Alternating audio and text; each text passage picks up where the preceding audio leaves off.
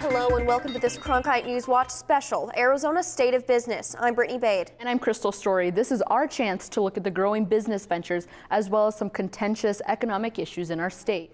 Nowhere has that been more apparent this year than the business backlash from Arizona's SB 1062 and the controversy over minimum wage. The sign says it all. Business owners like Stacy Lewis want people to know they are open to everyone. Arizona's a pretty nice destination for a lot of gay, lesbian people. In the last week, Fast Signs did a brisk business with these anti-SB 1062 signs. The owner at Fast Signs says he cannot believe how much positive feedback he's received. And now that the bill is dead, other members of the community hope their message came across, not the message of intolerance. There's a lot now that we need to do to move forward in terms of talking about the positive things that the state has to offer, and remember those things as we're talking to our family and our friends and other business associates around the country. And that's what nonprofit organizations like One Community are pushing now. This bill does not speak to the true intent and heart of Arizona. So people want to come out very passionately in a very positive way, saying we are indeed open for business to everyone. As quickly as this bill died with the stroke of the pen, the message our state is sending is turning around. I don't want to say that our state is anti-business. I don't believe that. I think we are a great opportunity for the entrepreneurial spirit to thrive here in Arizona. Just look at the entrepreneurial spirit displayed by Fast Signs. They call themselves Americans United for Change because the federal minimum wage has not changed since 2009. It's about raising wages for hard-working people. Protesters are taking their so-called anti-poverty rally to 20 states, where there's significant resistance to raising the minimum wage. But Azteca restaurant manager Erica Lopez says her family's business is already paying its employees more than $7.25 an hour, the federal minimum requirement. We support raising the minimum wage because it all goes back to the economy. Protesters want to boost the federal minimum wage to $10.10 an hour. The Center for American Change says increasing federal wages would increase total Arizona wages by nearly $680 million. Money that Lopez says will go right back into Arizona's economy. Employees are spending that money as well, so it all goes, in the cycle. And that cycle could benefit everybody. In Phoenix, Hannah Lawrence, Cronkite News.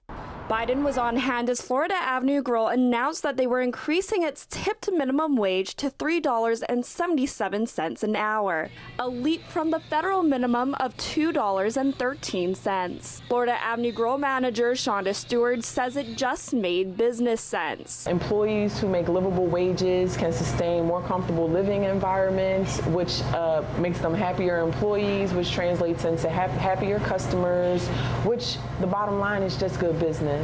President Barack Obama believes that not just the tipped wage needs to be increased, but that there should be a higher minimum wage for all workers. According to new numbers released by the White House, 541,000 people from Arizona alone will benefit if the minimum wage raises. Nema says Arizona is relatively good, but can be better. Arizona is in a slightly better position than some states in the country. In 2006, we passed a voter-approved initiative to increase the minimum wage annually, indexed to inflation, but it's nowhere near enough to make a living. According to one labor policy analyst, James Shirk, increasing the minimum wage makes it harder for employers to hire workers. Employers are already struggling with higher costs because of Obamacare and the employer mandate, and it's already a very rough economy. If you add in a minimum wage increase, you make it even more expensive to hire full-time workers. How are employers supposed to respond except by letting workers go? But Stewart believes a higher minimum wage will fix staff retention. Our costs are really high with regard to staff turnover. We feel as though by supporting an increased minimum wage for our tipped employees, we're supporting long-term, more professional, and happier staff members. There's been no shortage of ideas on how to get business in Arizona moving in the right direction. We're talking about venture capital investors, at-home inventors, and even mining companies reinventing one of the oldest industries in the state. The entrepreneurial spirit of Arizona is holding strong. Justin Rohner is trying to grow his business. He does agriscaping, which turns residential landscaping into gardens that grow food. That food can be sold at farmers markets.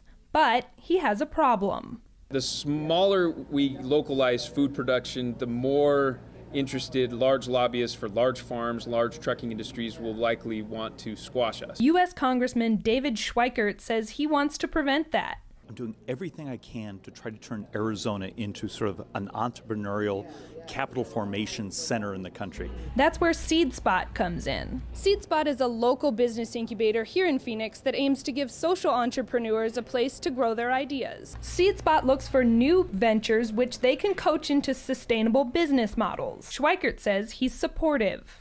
This may be an option for you to finance your idea, to finance your future venture. Roner is enrolled in the current SeedSpot venture program. He's hoping he can earn money to expand both locally and nationally. In Phoenix, Hannah Lawrence, Cronkite News. Imagine losing something that you use every day for almost everything you do. I'm 57 years old. I've always had my fingers. I use my hands with my job. What am I going to do? Prosthetics can be a lifesaver, and they have improved dramatically over the years. We've went from plug sockets, wood sockets, to laminated lightweight carbon fiber sockets, taking legs that weigh, 14, 15, 20 pounds down to weighing 4 pounds, 10 pounds. House Bill 2648 establishes a minimum standard for care and fitting, setting requirements for the sale of prosthetics. Well, it pertains to the safety and health of the patient and to a quality of life going forward. The bill prohibits insurers from reimbursing healthcare providers if they do not meet certain qualifications, but some people can't afford prosthetics. Howard Camerata found an alternative. We came up with this magical glove here. His friend Casey found the design online and made it come to life. Kind of modified the parts to fit Howard's descriptions. They used the models online and got a 3D printout of the glove. Then they used everyday items found at Walmart and Home Depot to put it all together. I can't do everything that my fingers used to do, but I got the next best thing. In Phoenix, Kimberly Horiza, Cronkite News. Florence, 60 miles southeast of the valley. And underneath the town, copper. Lots of it. For generations, it took blasting to bring it to the surface. Now, a group called the Florence Copper Project says it can do the same job without destroying the land. You have to look at the base case, which is open pit mining, and compared to that, yeah, it's a much smaller footprint. Here's how the process works. It's called in situ copper recovery. Wells of water infused with diluted sulfuric acid are shot 800 feet into the ground. The water, along with copper, is then pumped out into separate wells. The project also provides jobs in a town where the unemployment rate sits at nearly 10%. At full production, we'll have 170 direct jobs. But not everyone supports the project. So to have somebody come from the outside world to come in and try to inject their plans on the community, it's certainly it's out of place, and it certainly doesn't leave a good taste in our mouth. Jess Knudsen is with the town of Florence. He says people here are also concerned about their health. We are not assured that the solution would not reach the water aquifer that is directly below the copper site. But 18 permits for the controversial project have already been approved, and only one more is needed. In Florence, Crystal Story, Cronkite News. Plenty of Arizona business owners are still struggling, though. The economy is rebounding, but not fast enough. That's forcing some small businesses to make tough decisions and look to other opportunities. At the corner of 58th Avenue in Glendale, you'll find Kathy's Corner Boutique, but not for long. We are finally closing after 54 years. Inside, clearance signs are all over the store. This is Kathy Moniger's family store, a place that became more like home. It's kind of evolved in almost like a friendship rather than, just customers. But Kathy says it's the customers and their shopping habits have changed. Shopping has changed quite a bit, and I think, probably the computer and the internet, has definitely taken a toll on the smaller businesses. As Kathy puts up these clearance signs, the Commerce Department says retail sales increased 1.1% last month, the biggest in September 2012. These are signs the economy is emerging from its winter-induced slumber. The unusual cold and snowing weather across the country took its economic toll everywhere. The Commerce Department also says in February, sales also went up to 0.7%. But it's a rebound, not enough to keep Kathy's Corner open. I mean, we've had a great run and it's been a lot of fun. And so we're just going to go on to another chapter in our lives. A chapter that closes along with the doors at the end of the month. According to Glendale's Economic Development, offices retail businesses are in good shape. There are only 8.6% vacancy for retail space there in Glendale. That's compared to more than 10% for Metro Phoenix. Live in the studio, Juan Magana, Cronkite News.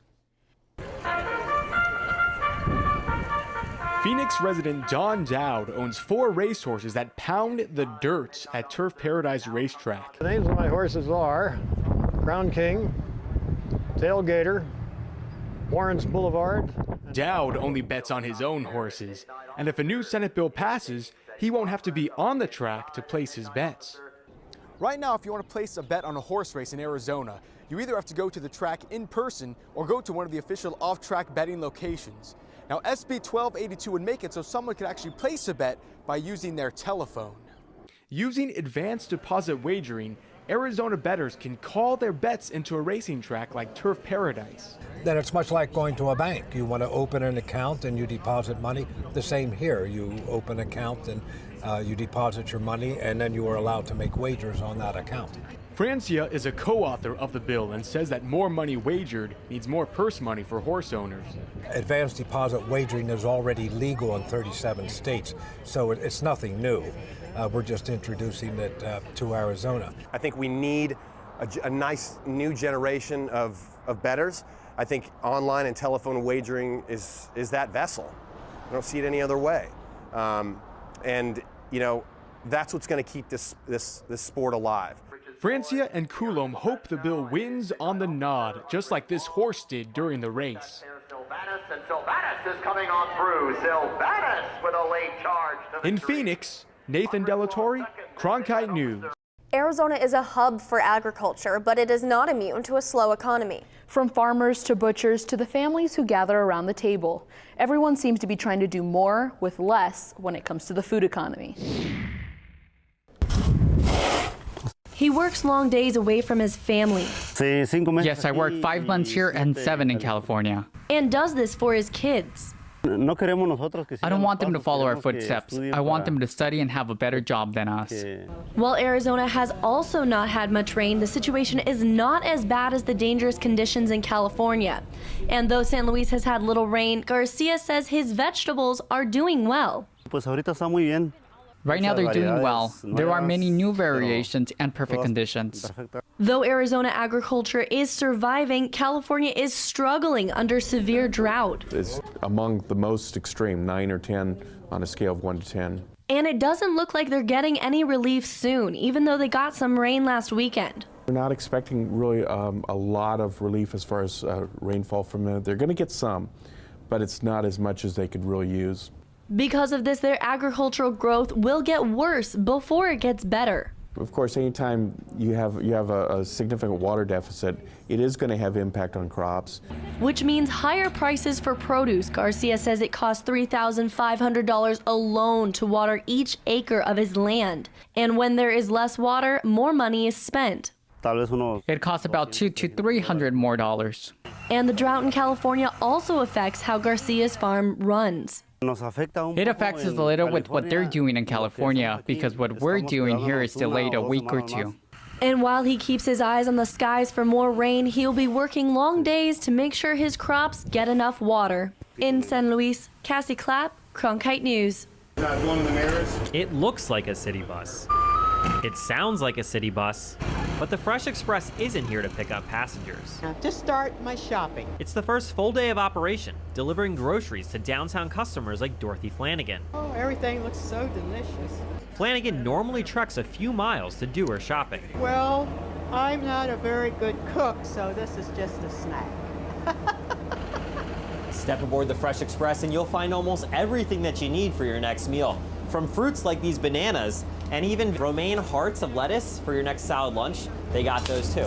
The goal? Hitting those food deserts. It's an area that has little or no service or access to fresh and healthy foods. And Balls Elementary School is the first early morning stop. The closest grocery store is a half-mile down the road. We had quite a few people who were just excited to have the easy access to the fruits and vegetables.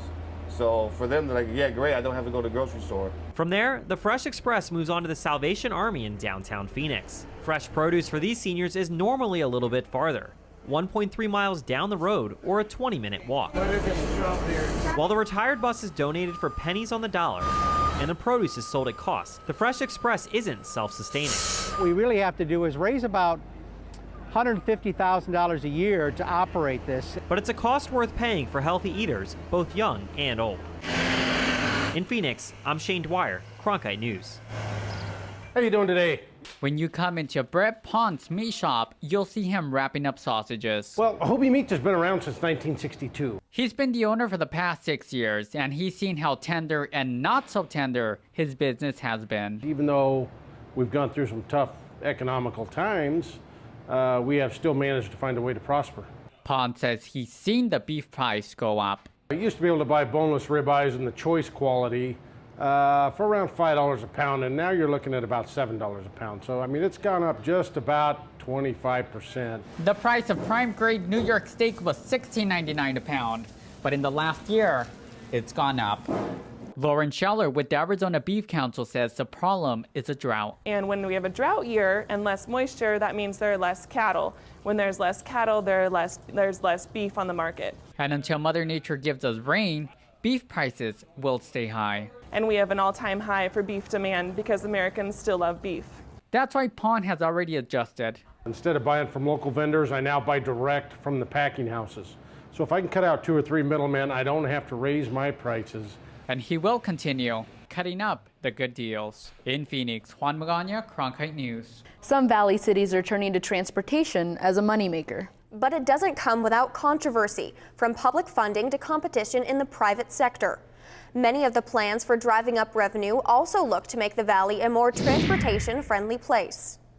Curb-to-curb car service has taken on a whole new meaning these days, with new companies like Lyft and Uber using apps to connect carpoolers. Ride-sharing is taking off. It's an entire new vehicle class. It's not quite a cab service, not a bus, not a limo.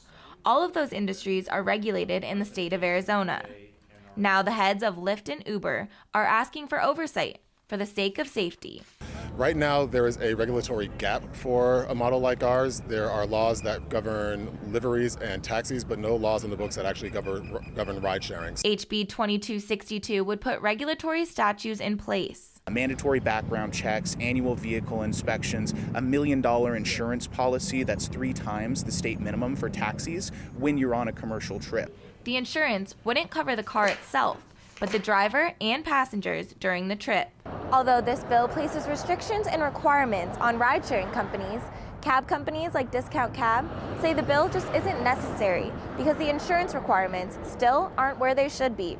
Because they don't pay for commercial insurance on the vehicles that they use in these so-called ride-sharing models. That's why the cab companies and even insurance companies showed up at today's hearing, saying they want to keep the competition for passengers' fares fair. That's really what this boils down to, is their desire to pay less money for insurance than everybody else has to pay to give them a competitive advantage at the expense of public safety, period, nothing else. The train is arriving. The SkyTrain is still really new. Today's the 1-year anniversary of the opening of the SkyTrain. But it has already helped over 3 million people get to Sky Harbor and back. I take it every time I come to work. It's awesome. It's really reliable, convenient, clean, and it's really quick to get to the airport. Right now, the SkyTrain only makes stops at a parking garage and Terminal 4. But soon it will be able to take passengers a lot further. We're previewing the opening come Super Bowl of Terminal 3 with a walkway to Terminal 2, so all of the terminals will be connected. Phoenix Mayor Greg Stanton led the tour of SkyTrain's newest destination. Let's walk, let's go. We are making huge progress on the next phase, giving people access to Terminal 3 and an easy walk to Terminal 2. And that's important because of the huge crowds expected for the 2015 Super Bowl in Glendale. Terminal 3 opening will be before the Super Bowl, so people from around the country and the world that will be visiting us here in Phoenix will have a chance to utilize SkyTrain. Regular riders are excited their commute will soon have fewer connections. Right now they have to get off the SkyTrain and go and find one of the shuttles to take them to another terminal, so it's going to be really, really nice to have it extended.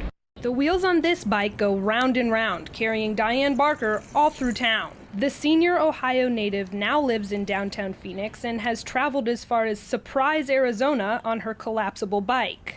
It was a big surprise for me to find out that Bell Road had 6 lanes of fast traffic and no sidewalk or no bicycle path.